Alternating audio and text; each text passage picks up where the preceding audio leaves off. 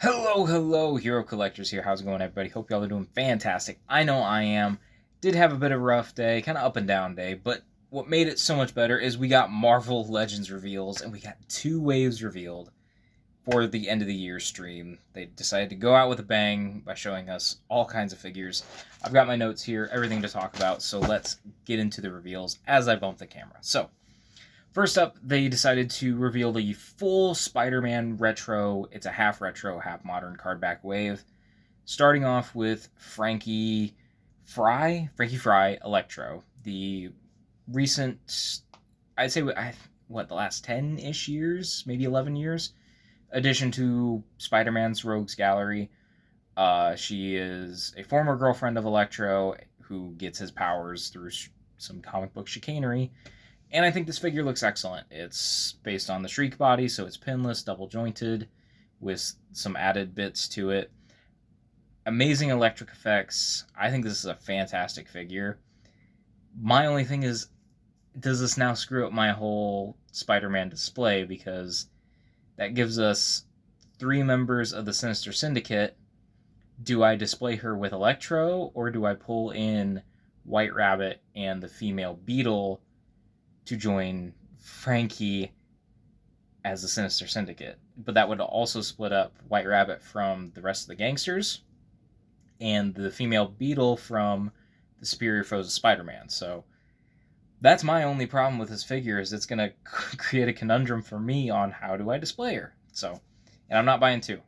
So I'm only buying 1. Next reveal was something we had already seen thanks to Dan Slott. I believe he revealed it on Blue Sky. I guess it's a new app, kind of replacing Twitter.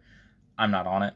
But yeah, we got Spider-Boy, who looks pretty good. He's got his alternate head that has the teeth showing, more angry, which is good. You know, I haven't read his solo series. I think I'm going to now that this figure is revealed.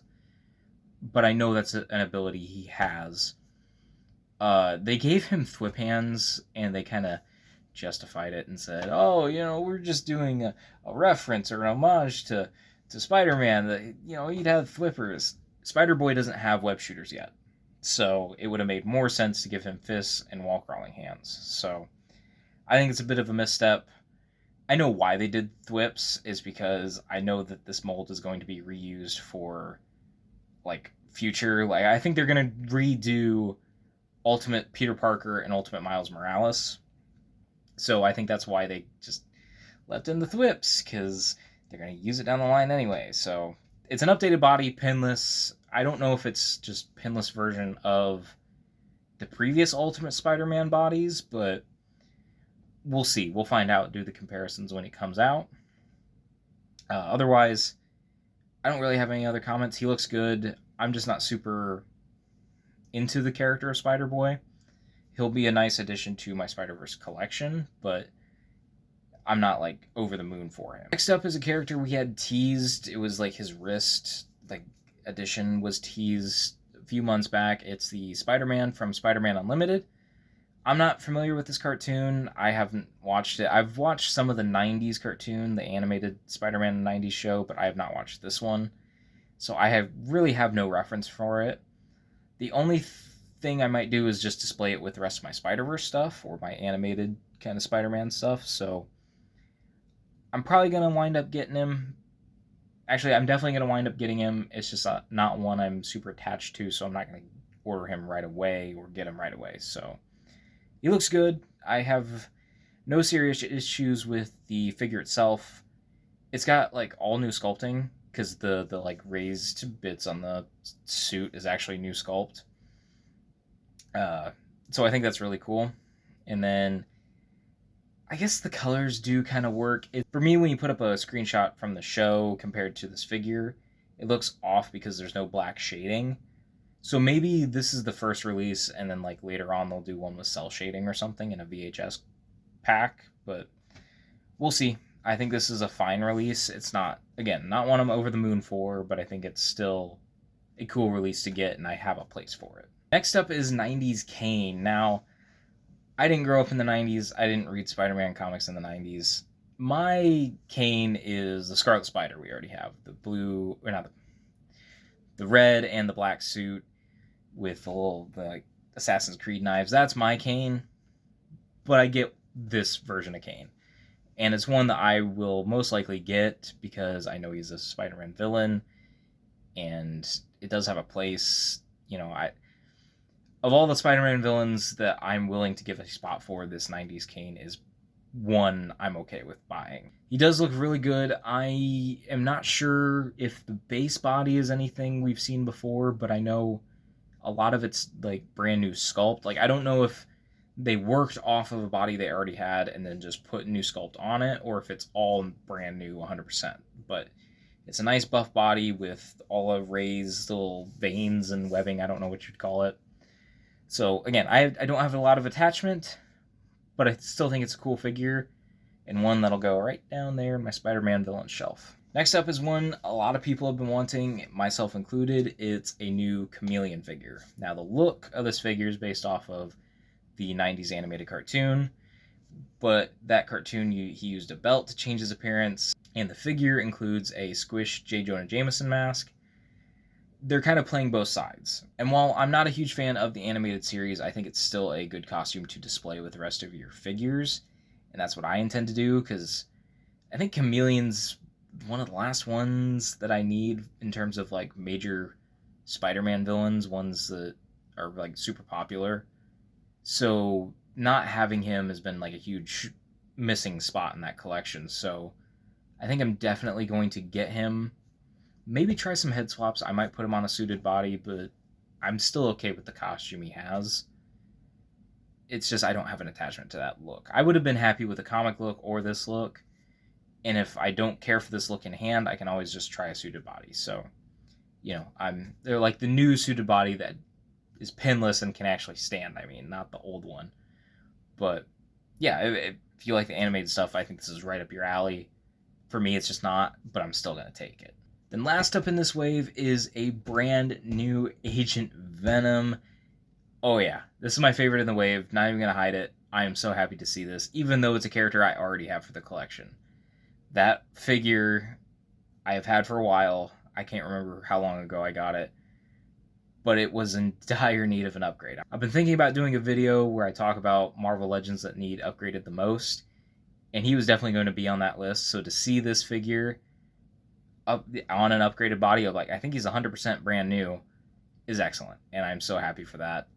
He is going to be one I definitely pre-order, and I think everything that he has here is fantastic. I hope that he does have a port in the back so that I can attach the old like tentacle or tendril extension so I can still have some more guns with him, but otherwise he looks fantastic. And I love the fact that we're getting a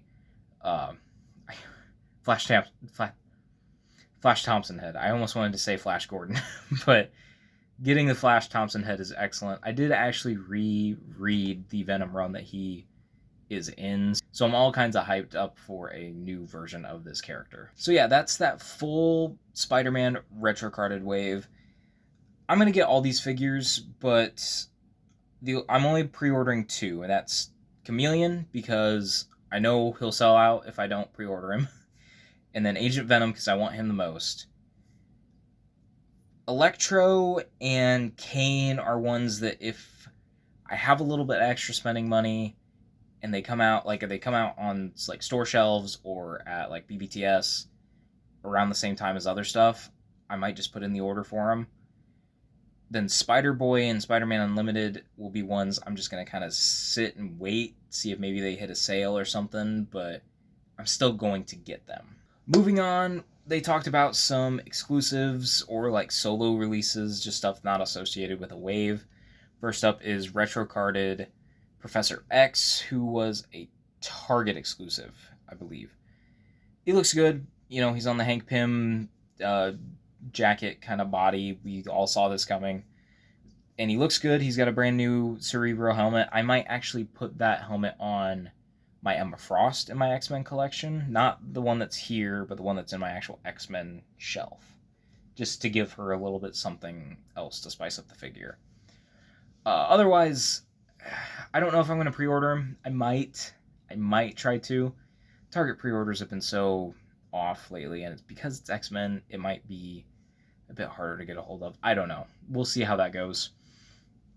I definitely want to try and get it, but hey, now that we have this Professor X, can we get another kind of jumpsuit Professor X? You know, one from Wolverine and the X-Men that's in the blue and it's got the robot legs. Come on, Hasbro. You know you want to. No. Oh. Anywho, another exclusive they showed off is the '70s Spider-Man. This is the one that came out around the same time, I believe, as Spider-Man, the Japanese Spider-Man. And I have no real attachment to this. It looks good. I believe it's a Walmart exclusive. Yeah, I believe it's Walmart exclusive. And I don't think I'm going to get this one. I'm not going to go out of my way to get it. If he ever goes on sale for like $15 or less, I might try to get him, but otherwise it's just not one I need for the collection. I have a place for it, but seeing it revealed, I just have no like drive to get it, if that makes sense. It's a fine figure. I have the Japanese Spider-Man and it's the same mold. It's a decent figure. This one comes with I think the same web effects, but also comes with a rope or string, rope, whatever, because when he shut off his webs, it was like a full-on rope. So I get why they did that, and I think it's a fun inclusion. This is just not a version of Spider-Man I really feel like I need. But if I get it for cheap enough, I think I'd be happy to get it. So that's a wait for a sale or just not get kind of figure. Oh, and just one more thing before I move on. Dan did confirm that we are getting more Savage Land characters in 2025. So it's not just stopping with Zabu, Kazar. Not just stopping with Kazar and Professor X. So we might see Shauna or some of the Mutates or why am I blanking? Savage Land Rogue. We might get that. I doubt it, but who knows. But getting back to the other exclusive, it is a No Way Home Lizard figure. Yes, we finally have gotten one of the last figures we need for that movie. He is built off of the original Lizard mold from 2012, but is updated with pinless limbs and updated like thigh joints, I believe, so that he doesn't have the exact same articulation scheme. So he looks really good. Love the deco that they have on him, all the color variation from like the underbelly to the actual scaly skin. It all looks really good. He's one I'm definitely going to be pre-ordering, and he's an Amazon exclusive, so I'm very happy. He's a deluxe, so it's probably going to be in the $35 range, which I think is fair. And Dan was feeling pretty generous and also confirmed that, yes, we will have Electro from No Way Home in 2025. So he went ahead and made sure all of us fans know that we are completing the villains from No Way Home in 2025, which I think is an excellent thing. Thank you, Dan, for confirming that. Getting into the next wave that they revealed, it's a full X-Men wave with a Build-A-Figure. So they started off by showing Fabian Cortez, which we knew would be coming. You know, we kind of got him revealed a month ago, something like that. I can't remember. He's looking good. Definitely one I need to go on the shelf, the X-Men villains. I don't know if I need a full Acolyte team, maybe just a few members, but Fabian, I mean, I really hate the character, but that's what makes him a really good villain, so I guess I kind of need him. Then they showed off X-Force Nightcrawler, who we did know was coming via a render, but now we have the full actual, like, view what all he comes with. No, we did know what all he came with, right?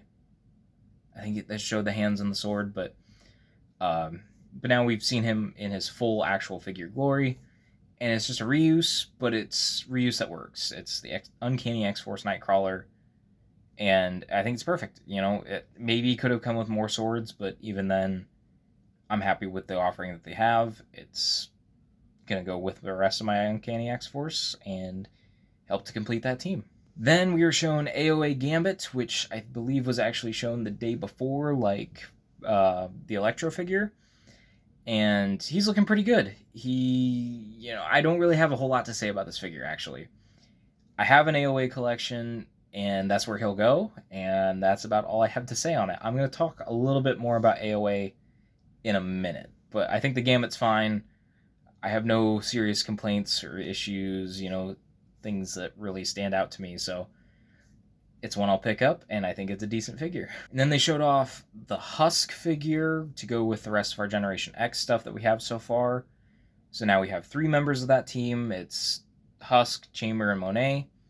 She's looking really good. We were all kind of wondering if they did do this character, how would they represent her power set? And I think they did a pretty good job. It's an extra head where part of it is actually like the skin is torn, and you can see a metal face underneath, and then you get like a actual like slab of skin accessory that you can like show that she's pulling it off.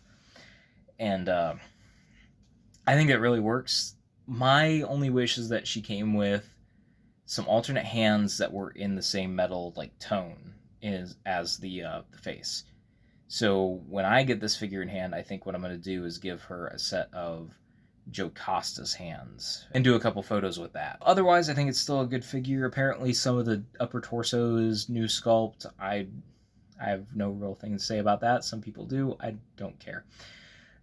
Otherwise, I think it's a great figure and one I will definitely put with my X team shelf with the Generation X crew. And then they moved on to Extreme Wolverine, which when I was listening to the stream, I thought they just forgot how to say Ultimate Wolverine and was like, is this some running joke? Do you guys not realize what you're talking about? Is there something like miscommunication here? But no, apparently this costume is from the 616 and was from a team or a book called Extreme X-Men, and it's his look from that book, not Ultimate X-Men.